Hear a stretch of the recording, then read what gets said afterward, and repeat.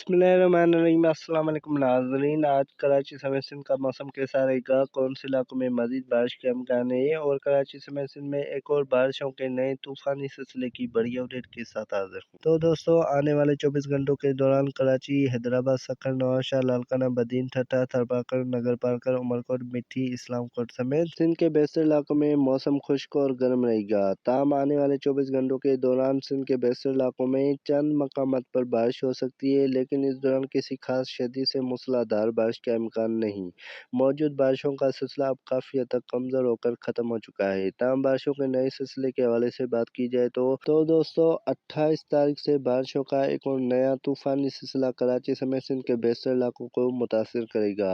ये एक satellite image है जहाँ पर आप देख सकते हैं कि कराची समेत सिंध के बेशतर इलाकों को 28 तारीख से एक और नया तूफ़ानी सिलसिला मुतासिर करेगा, जिसके बायस कराची समेत सिंध के बेशतर इलाकों, खासकर तमाम इलाकों में गरज चमक के साथ कहीं हल्की से तेज़ तो कहीं पर मूसलाधार बारिश का इम्कान है।